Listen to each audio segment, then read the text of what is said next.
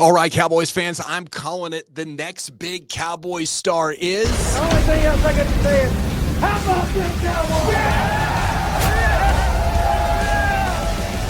All righty, yes, sir. The good news on this topic is the roster is quietly stacked with some great young talent now. We do have a lot of options to consider for who the Cowboys breakout star or stars could be in 2025. Is he on the roster? Okay, leave a comment down below. Welcome into How About Wow, though. I'm Gavin Dawson from your home of the Cowboys, 105.3 The Fan in Dallas-Fort Worth. And New Bear joining me as always. What is up, my dude? Man, we were chopping it up just before jumping in. We were chopping this up for the past couple of days, arguing about offense, defense, young, old, 1 year, 10 year. I mean, this is going to be a fun one to get into. It is. And you know, can the Cowboys do it in 2025? I think is always, a very interesting premise for any conversation, but just long-term building as well. With their swings and misses and a couple of drafts in a row, the cupboard is kind of bare, but now we've gotten to a time where there's a number of candidates that could do it. So to add further context, New Bear, it's been established in the NFL, you need 12 to 15 star level players on your team to really contend. If you are in the 9 to 12 range, that's pretender land. You're going to need a lot of breaks. The Cowboys have 9, but 2 of them are hurt.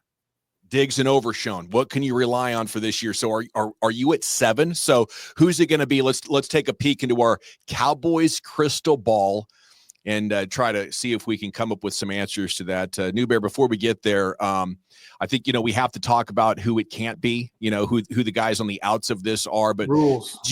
Would you agree with me that they have 9 stars, and then, and is it realistic to try to get to 12 or 15 this year? Well, I mean, let's count them off, right? So you're counting Dak. Mm-hmm. Obviously, you're counting CD. Yeah. You're saying GP's already done enough that we're not talking about him breaking out. Okay. You better be a star. We're counting one of the Tylers, right? Smith. Yeah. We're counting, obviously, Micah. Probably should have led with him. Is there anybody else on offense? Yeah, I'm going to defense already myself, though. I think you're hopeful. You're coming back to – we're also giving ourselves some room to play, right? Because we're talking about breakout guys. We're talking about guys who could elevate based on the 30 new guys that are going to be on this team and all the change this offseason. Yeah, but I think I'm already looking at the other side of the ball because, like I said, you probably should lead with Mike. I mean, I know the conversation starts with the quarterback, but, I mean, brass tacks is Micah's the guy, right? Yeah. And so then around him, you already touched on Overshown, Diggs. I think we can Bland. I think there's a bunch of guys. Fowler becomes probably the pivot point, maybe the most interesting place to start because of all the qualifications, young, old, are they under contract and team control for several years versus 1 year, prove it, last year of a contract, what have you. Like there's a lot of different rules. There's a lot of different things to judge based on all the different people that we're going to put on the table. I mean, I don't think you mentioned Osa. He is definitely already in the group of guys that have broken out. And I think with this Eberflus offense that wants to get his defensive lineman upfield even more, Osa might even have another breakout from where he was. Top 10 defensive tackle when it comes to pressures in the pass game. And amongst there's a lot of great metrics on him. Pretty average against the run. I don't know how much of a factor that's going to be, as long as you're average and you're wreaking that amount of havoc. But we are playing some clips from his OTA or minicamp media session from a couple of weeks ago, and he is optimistic he can make even a bunch more plays. And that's what's interesting about this, because star, right? How are we defining it? What does it mean? And I think part of the conversation has to be, whose jersey are you buying? What name, do you want to have on the back? And, Mama Bear, Papa Bear, Baby Bear, what the kid that the dad, they're going to fight over who their favorite player is, kind of thing. But at the same time, that there is production. So when you're talking about, Dallas Cowboys fans are some of the most, not just passionate, but knowledgeable. And so when you talk about Osa and we're talking to them and they're giving us, feedback, you're talking about pressures, you're talking about hits. But at the end of the day, we're also talking about 4.5 sacks. So when you say star and you talk about Osa, he's got to get home and finish some of those things that he started. Okay, so you think you got to have sacks, pressures isn't enough to make you a star? Yeah, so like the conversation about George Pickens would be, I would include him in this as the next star or a breakout if you include touchdowns. Because if you go catches, yards per catch, he's had a 1,000-yard season. He's also, you're talking about a guy averaging 4 or 5 touchdowns, right? So in order for him to become a star, he's got to ascend to a place where he's double digits and he's dunking on dudes every week. Yeah, I guess I just assume that's a function of the quarterback play that he's been with. George Pickens has proven enough to me that I do consider him a star. But man, if he's not a star, then this team's ability to contend is a longer shot away than I would like to believe. Okay, so we've established those 9 guys are kind of in the camp. Take it or leave it. But that I think those are some agreeable facts. Not gonna be the guy. Okay. Who here on this roster is clearly a role player or is on the other side of his career with no more upside? This is where you start to rule out who has no chance of being a star. And I'm going to lead with a new bear that I think might irritate some fans, and that's Kevontae Turpin. Because he's just not going to touch it enough, or what's the qualifier there? He's not returning enough kicks and punts. He's just not a finisher. Now, maybe these new rules set him up where he could be a special team superstar like a Devin Hester, and I'll be eating crow, and that would be awesome. I'll be eating crow and cracking coldies here with you on How About Wow. It'll be quite a scene. But yeah, he can't close and go get the ball well enough, and he can't run routes well enough to be a reliable player in the passing game. So you're looking to get him the ball with gimmick type of stuff. I like him in jet action, but that's a limited type of role. I'm not going to rule it out, but I think it's single percentiles. I love Turpin is the funnest dude to think about what he could be on the whiteboard. I mean, I literally sent you screenshots today drawing up stuff with him in orbit motion and thinking about the different ways that, because he was getting reps at running back right at camp. So yeah, volume is going to be a challenge with him. But one of the things that's interesting, and you have the Devin Hester, the Dante Hall, when you think about some of those X factor type of guys, it only takes 1 or 2 plays a game where you're holding your breath every time that dude's on the field. And even if he doesn't get the ball, you're wondering what he's doing that allow other people to make plays. And it's going to be interesting to see because, again, star, a little bit nebulous, no pun intended or double entendre about, nebular galactic stuff. But like as we get into thinking about some of the qualifiers for some of these guys and you go from a Turpin to like a Jaydon Blue, the conversation isn't that dissimilar when you start thinking about the counting stats we were just kind of disqualified for. Yeah, but it's fun to be talking about this because there's a lot of speed with those last 2 names you mentioned. I mean, sub 4.3 kind of guys, which is incredible. And you send it through the filter of new coaching staff. Right. And whatever you thought of them, well, that's a generic 1990s offense. Let's see what can be different here. The big thing, especially from week to week, is there's going to be an opportunity for guys to make plays based on personnel, based on who they're playing, based on who's up, who's out. Right. And then also game flow and taking shots and getting up on folks. That might take someone like Turpin out of the flow. Right. Yeah. If they hit Pickens and CD early, if they get a pick 6 from a guy like Bland early, you might get a heavy dose of a Javonte Williams if he is healthy and all the way back. And that really changes the narrative. So a guy like Turpin probably falls off simply based on volume. Indeed. Okay, I have more players, some of them fan favorites, some of them starters that I think they're short of being, a star level. Donovan Wilson, I think he'll probably have 2 games if he's healthy where you're like, damn, Donovan Wilson was amazing today, but there's going to be 15 other games. Malik Hooker, I think that the best run defending defensive back the Cowboys have, but he's just average. So I think compared to the others, he's a pretty good tackler, but that's not saying a lot. Terrence Steele, good run blocking right tackle, not good enough in pass protection, but he could be a part of an exciting offense, I think, here with Newberry. Let me just stop there. Do you pick a point of contention with any of that? No, I think you can keep it moving and turn it into a fun conversation about the offensive line as a whole, right? When you start talking about, is this a group that ends up with a nickname, or as you go player by player and dude by dude, there's a lot of interesting reasons to root for folks, right? I know you're high on Beebe and you probably want to, go deep there. But what's fascinating to me is when you see some of these highlights where people are saying WTF about Dak running for his life last year, Tyler Smith's holding his own. There might be 4 dudes running around chasing their guy saying, look out. And Tyler Smith's just over there low key putting his dude on the steering wheel. Right. And then at Booker, as Booker's a 1st-round pick with the pedigree who's coming in saying the right things, doing the right things, bringing the Alabama way to Arlington. Right. And he's going to be one of those guys where, if you're not I'm going to say casual or new fan, but if you're somebody who's going to gravitate toward what is new about the team, he's somebody that you could easily hang your hat on for all the right reasons. And then at the same time, Yeah. when you're thinking about good narrative, when you talk about, Guyton and all the weight he's lost and saying the right things and doing the right things, and a guy who would be really easy to root for. I mean, the other Tyler in this conversation is right up there with anybody on that line. No, that's a good point to just talk about the offensive line in total, because there are candidates. I don't think Steele's one of them with an amount of upside. I don't think Guyton is there. I think we're just hoping Guyton can be a sufficient left tackle, and I think there's a pretty good chance of that happening. But breakout star, I don't think so, and I can't rule out that they'll be looking for a better left tackle in the coming draft. As far as other, Jalen Tolbert, solid number 3. Jonathan Mingo, failed trade once again for the Cowboys. Javonte Williams, Sean Payton told us he can't be an every down back, so you can't break out, although you could have a nice role. Mozzie Smith, didn't even be on my team out of camp. I'd have cut his ass already. Jack Sanborn, Kenneth Murray, Bears fan. I know you love Sanborn. He's a coach's dream. It's impossible not. I mean, and so again, now you're into the conversation about whose jersey are you going to buy and why are you buying that jersey? Because if the qualifier is I might knock some dude's head off, you're talking about Kenneth Murray Jr. He's also as likely to completely whiff as he is to do the hit stick on Madden, right? So you do you think there's a chance he can have a star level impact on the game, Sanborn? Just because he's going to be in the right place at the right time, doing the right things, and again, he's going to be another one of those lot guys. Of tackles. He's going to be so easy to root for, right? And then he's got the name.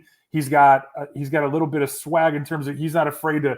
He's not going to be one of those dudes who's like preening like a wide receiver every time he does the damn thing because he expects to do the damn thing. But he's also just going to be in the right place, making plays because he's just playing assignment football. So that's again, like star is such a fascinating way to think about this, right? Because you root for the team to win, and winning football is different than, oh, damn, oh, wow, did you see that football, right? So that's the difference between those two dudes. Yeah. So I draw the line, beyond that. I don't think Sanborn is talented enough to actually blow up game plans and go make winning plays. I think he is a very solid try-hard, right? Scooney, not a good second-round pick, the tight end from Michigan. I think we're just hoping he can be solid and versatile and be maybe a point of attack blocker in the run game, especially if you want to be more physical. That paying off in that way would be a hell of a role tight end to have.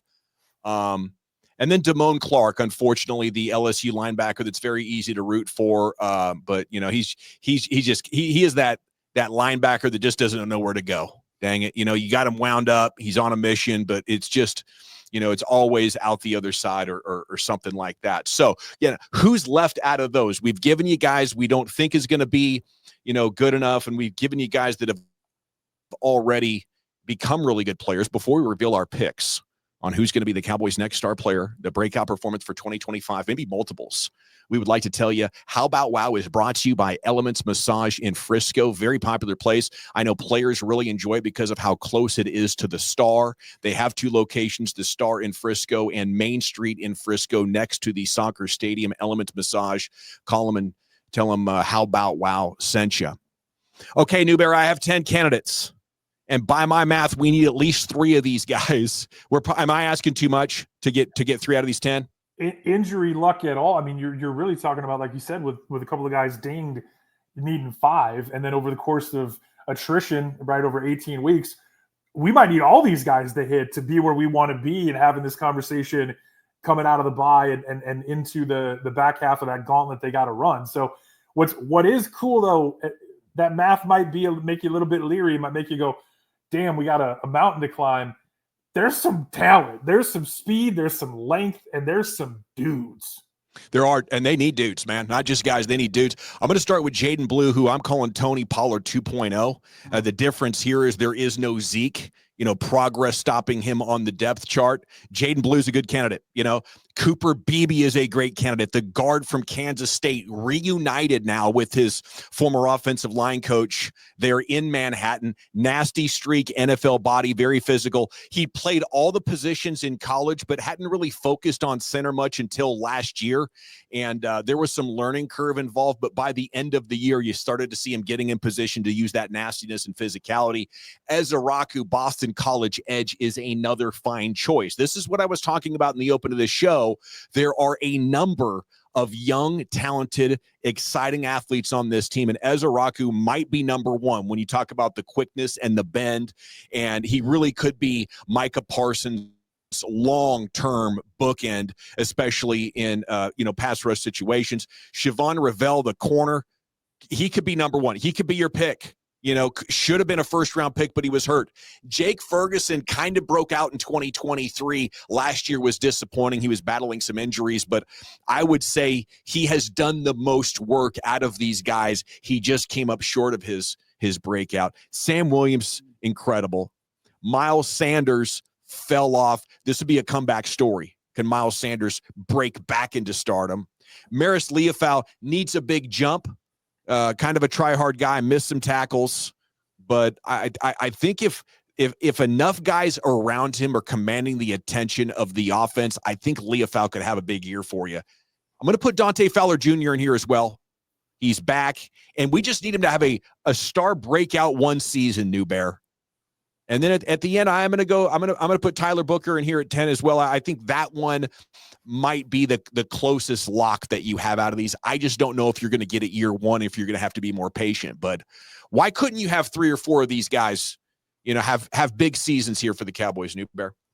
Yeah, the cool thing about it, so you talk about Easy maybe being the having the clearest cut path, and he might be a guy because Fowler is playing well who really is only in sub packages, and so his whole deal is going to be making plays. His whole deal is going to be hand in the dirt and hunting quarterbacks. And when you think about him and Micah Fowler and Osa and Overshown when he's back, and some of these guys up front just causing mayhem, if he's in one-on-one situations as a rookie and he's on a ramp, he's going to be a dude who's going to have a ton of momentum behind him. And then he becomes a guy who maybe unseats a veteran like Fowler. And Fowler is a nice, interesting thing to think about, because how long does this guy want to play? Right, he's 1-year deal where he's still got juice, tread on the tires, and things to give for probably as long as he wants to play. And he's been a double-digit sack guy in a couple of different places, several years apart, where he's battled injuries, come back. He's been in bad situations, dealt with that. Finally got to a good place last year where the team asked him to do something very specific, and he delivered.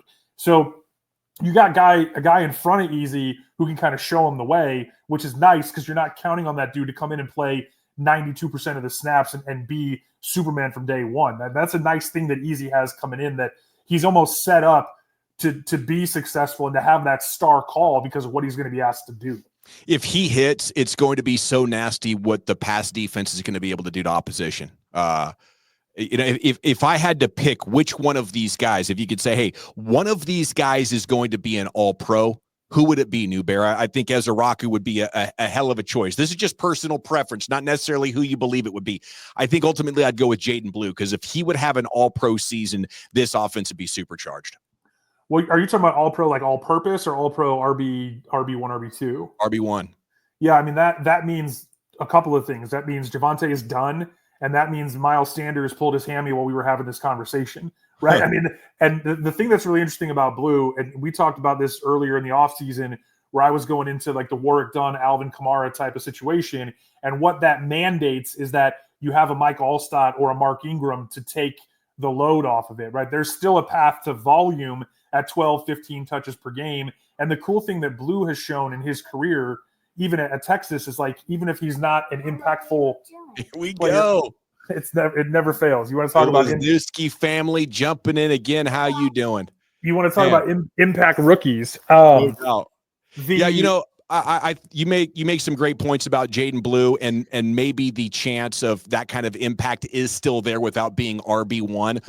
I would like to say Cooper Beebe, as maybe my number one pick of who I think it's going to be, because he's getting back to work with his college coach. I think they're going to play a system that he is very comfortable and dynamic in, and it's going to get even more out of a guy who is already having a good career.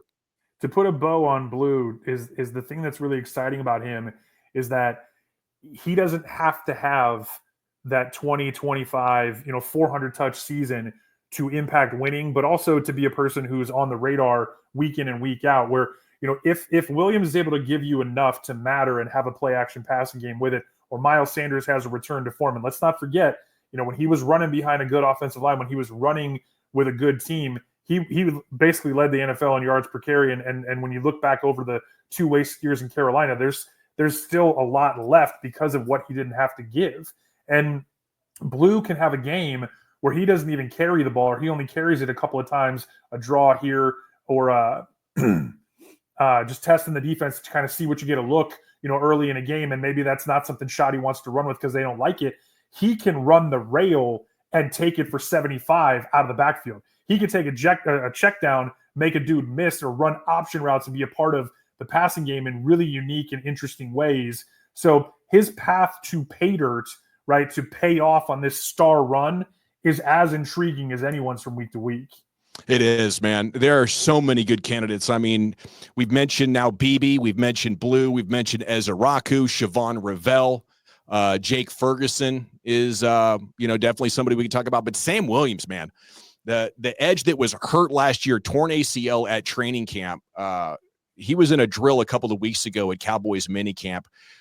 Quicker than Micah Parsons. This is coming back from an ACL, so I think the recovery is complete. But when it comes to some of the most explosive athletes that are on the Cowboys, I don't know if there's anybody that I would pick over Sam Williams. The only thing there is wild card penalties, and he might keep you up at night a little bit if you're a front office guy. What's the word the word you say time and time again is savage. This dude is a savage, right? Oh, and one of the things that's often overlooked about major injuries like that is this wasn't a mid-season or a late season type of thing.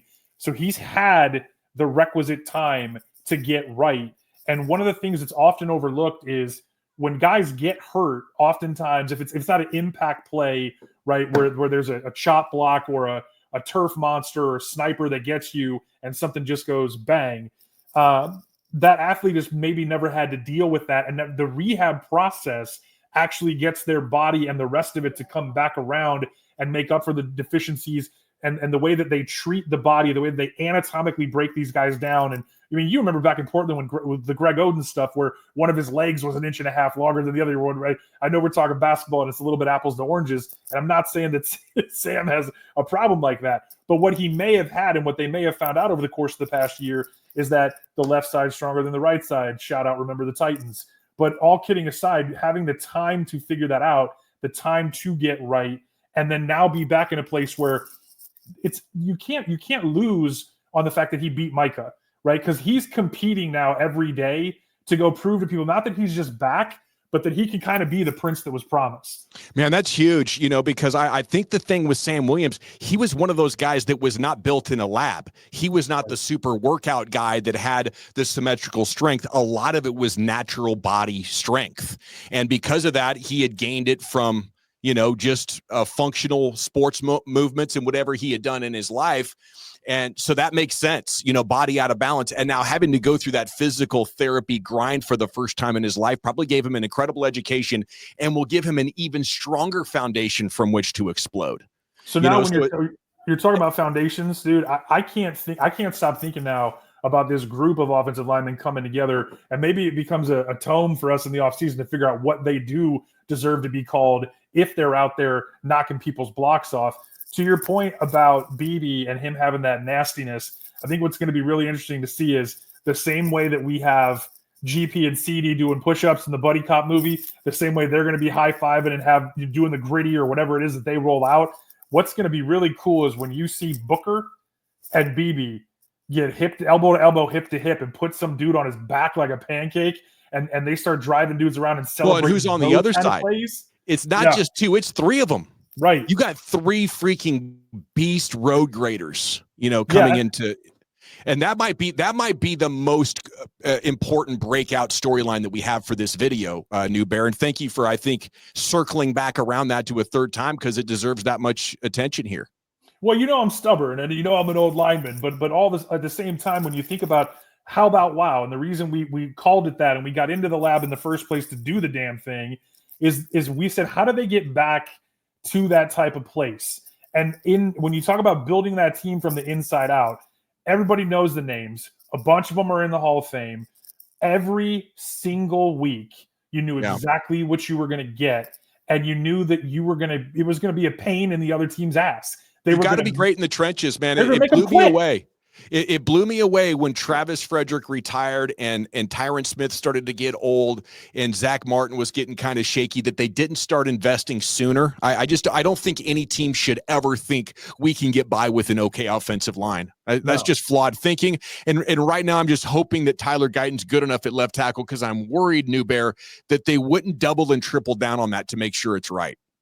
Yeah, what you're seeing here though with the king of culture, summer vibes, and the locker room musical chairs and all the good juju coming out of everything that we've talked about to this point with Shoddy and everyone else kind of falling in line, is that Eberflus is talking about the guys that we're talking about the same way that we're talking about them, but he's also projecting. And then those guys are saying, we're watching how this system is run and envisioning myself playing in it. And they're saying I would make more plays. I would be a better player today if I had been playing in this system for my whole career. And when you take a step back and you look at, for me, the one guy we haven't talked about yet that would be my guy, that's my medal stand, top of the podium, cherry on top, for me, it's Fergie, because he's all of those things. He's the guy who's had some success, who's battled through some stuff, who's put up numbers that you can count on, but has also not had any room to work in the middle of the field. And even though he's getting his slobber knocked and cracked in the face and dudes are taking cheap shots at him, he's just getting up, giving you a first down, maybe giving you a little chest in the face miss. And then Dak goes to the podium after the game when he's the one in front of the bright lights talking about the reason we won this game is because of the way Jake Ferguson plays. And this year with Pickens on the other side of, or opposite or next to, or whatever they're dictating to the defense with those two freaks, Ferguson for the first time is going to have room to play. There's a reason he's a 9.6 yards per catch guy. That ain't going to be the same game.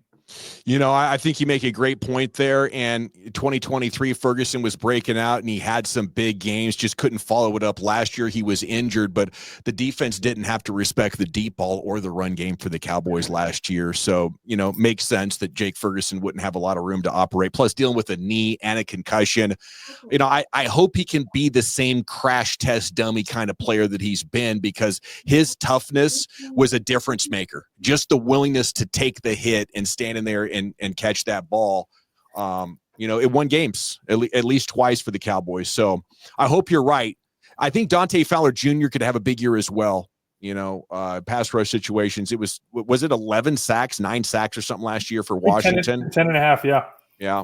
10 and a half. And he's a guy, going back to, a lot was expected of him where he was drafted coming out and he was hurt early. And quite frankly, Jacksonville hasn't been good for a long time. And, then you go through with the Rams, right? And he gets to a place where maybe things are a little bit different. And, you talk about looking at, how guys end up, where they end up and who they end up alongside. I mean, let's not sleep on the fact that when, if it's 2019 and you're running around with the Rams, there's a guy who's going to be 100% of the votes, gold jacket lining up next to you. And I'm not saying that, Osa or even Micah yet is Aaron Donald, right? But I mean, Micah is on a run like we chronicled in HowAboutWow.com, that even guys who've done some of the things that he's done in those first, 3, 4, 5 years, there's things Micah's done that other people haven't done, and he's still on the way up. So when you start talking about putting dudes next to dudes, right? Fowler's a guy who at this point in his career should have 100 sacks. He doesn't because of injuries, because of team, because of situations that he's been in. But when he's been in places with winning culture, with teams that win games, and with guys alongside him that he can play games with, he's dangerous. He is. He's very dangerous. Dante Fowler is, and I wouldn't be surprised to see him have a monster year, especially because this pass rush is going to come in waves. I look at the schedule. Are they going to be playing with leads often? I hope so. I think the offense should be supercharged. Keeping the opposition in passing mode in the fourth quarter allows you to try to pad your stats and stuff. Are there any long shots, New Bear, that you want to look at as far as rookies, like Shamar James, the rookie linebacker from Florida, a guy who's easy to root for? He was a team captain, but just his instincts on film made him slip to. We lost you for a minute. A 3. What's that? Am I back? We lost you for a sec. Are there any of these young guys though that you look at and think I would consider them for breakout? Brock Hoffman, any of these fringe roster guys? I don't think so. I think it's just those 10 guys, and we're looking for who are the 3 that you are most sold on. Can we get? Let me get a final 3 from you, New Bear, then your number 1 pick. Well, so just to like I like to do, is to cheat and go back 10 seconds. The thing about Stewart that's really fascinating, right, is when he's another one of those guys who's a captain. He's another one of those dudes who's a leader of men, and those are the kind of guys that Eberflus loves. And in order for a guy like that, and this is true for a number of these guys, to really get their shot, it probably means someone else is hurt. And if you're a Dallas Cowboys fan looking at this roster being worried about depth and injuries and all the different things that could go wrong, what's really cool about the way this thing is shaping up is that is a dude who is instinctual. That is a dude who will knock you out. And that is a dude who's not afraid of the bright lights. And when you look at some of these guys you're talking about stars, and we're talking about buying jerseys, we're talking about next Supermax contracts, but we're also talking about winning games in 2025. So bringing this thing around full circle and picking 3 of them and really rooting this thing, for me, in order for all the things to happen with this team, it's got to be a combination of Ferguson becoming the tight end we thought he was going to be, and for all intents and purposes, that he is. It's got to be Jaydon Blue not having fumbleitis and being the worst guy since they started measuring that shit in college, and being the 4.25 game breaker, the burnt orange burner, right? And then it's got to be one of those big uglies up front who, and maybe it's both of them, maybe it's a tag team thing, and maybe they get a WWE contract out of it where Beebe and Booker are going in there busting heads on, Raw. And it's not just Sunday night. These guys have that crossover appeal, and we're talking about them in a completely different star stratosphere. Yeah, I'm going to go with the offensive lineman myself. I think Beebe and Booker are 2 of them. And, and then I'm having a hard time deciding between Siobhan Revell and Sam Williams. But I think the opportunity at cornerback is so big for this team right now that Revell's going to be thrown in there. I think he's got the athleticism and the measurables to fit right in. And here's my kicker. On a team that's going to rush the hell out of the passer, all of these defensive backs are going to have really good years. I think it paves the way for Revell to break out as a rookie. Yeah, the one thing, and I know some of the reports have been kind of debunked about him having a setback with his knee, but the one thing that gives me pause is anybody right now, if you're ranking guys and it's close, you get pushed down if you're coming off an ACL. You get pushed down if there's questions about are you not playing till week 4, right? And then at the same time, if Diggs is not there and he's CB1 versus CB2 on the outside, he's in a different role. The expectations are different. The learning curve also different. So when you look at the team and what this team's going to need to be successful week in, week out, to put themselves in a position going into the bye to control any part of the back half of the season, it's the big guys up front, it's the playmaker out of the backfield, and it's the dude in the middle of the field who has no excuse if CD and GP are healthy to not be in the Pro Bowl.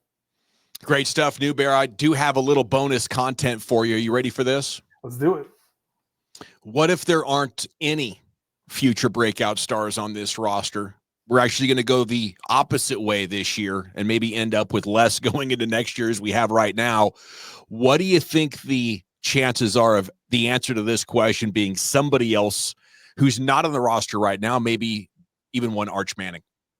Yeah, so that means that Will Grier starts 15 games, and you're talking about some of these undrafted free agents, these street free agents and these guys that maybe have no business, being Sunday guys, being the ones that, you're putting tape on the back of the jersey to try to show up on Sunday. I made that joke, a few weeks ago about when we kind of explored some of the things that would have to, put them in a position to nuke it.